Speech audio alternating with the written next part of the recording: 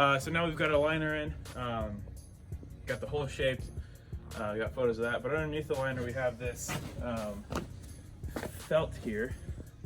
This is going to protect against things like roots, rocks that work their way up in the soil, also little critters, you know, dogs, ants, moles, whatever. So then on top of this liner, we're going to do another layer of felt that just adds strength to the liner. This thing will be bulletproof. So right now what I'm doing is I'm getting all these wrinkles out of the liner. This is a big deal, you know, ponds and pondless waterfalls. In ponds, you don't want your big wrinkles. Well, you don't want a whole lot of little wrinkles. Those are just going to catch gravel. In little water features and ponds like this, or pondless waterfalls like this, the big problem comes in folds not lining up right, water leaking, or if you have it folded weird, then you're not going to have enough liner. If you plan for 10 feet of liner and your fold gives you only 9, you might not have a good day. So that's what I'm doing right now, just getting all these folds worked out. Gonna try to get this as nice and smooth as possible.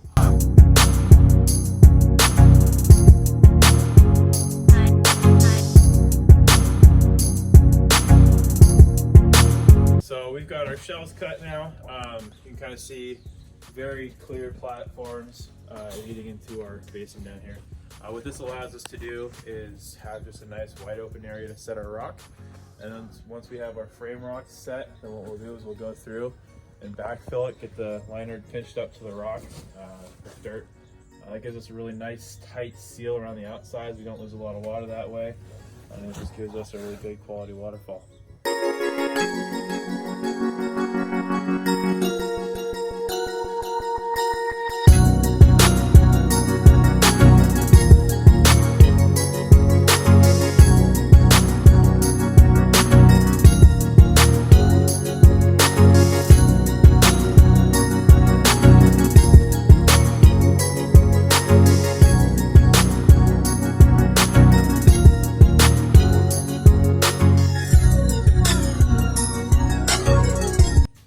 We've got our liner in, we got our felt in.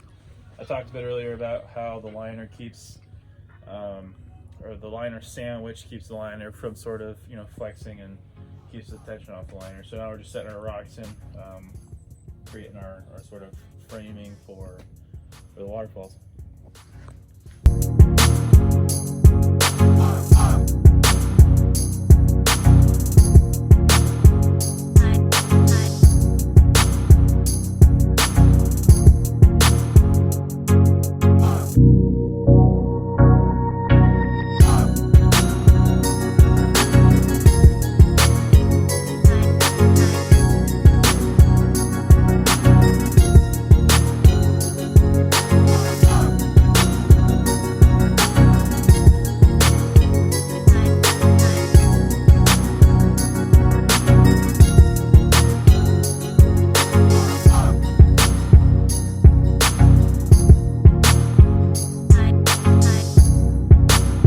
Part of the water feature.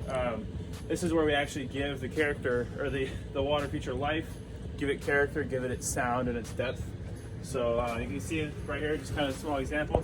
I've already started to build sort of a tumbling falls here. So really excited, we'll get some different things going, it'll be great. So we've got pretty much everything foamed in. We've got some cool driftwood pieces, kind of trying to integrate everything a little bit. Make it as natural as possible.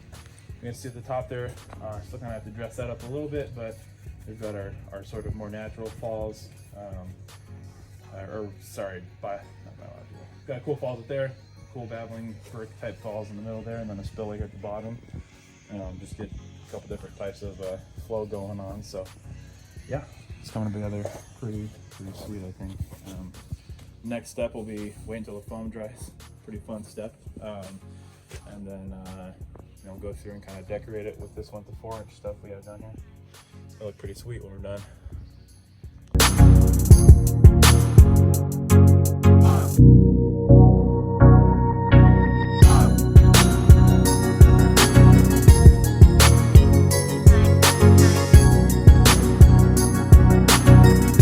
My art.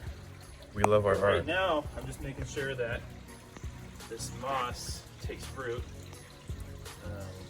Because I'm really sad if I spent all that time harvesting it and then it decided to die. But most are, I just enjoy my art.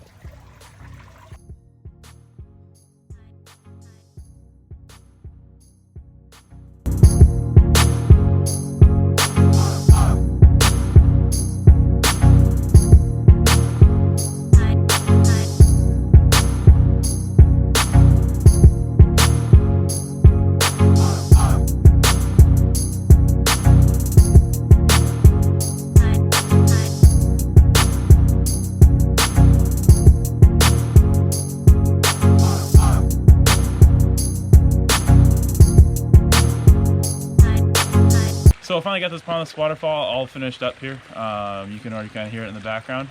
Those 3 drops worked out just how I wanted to, and we got some really cool things happening with some driftwood and some moss we harvested. So pretty excited how this is turning out here.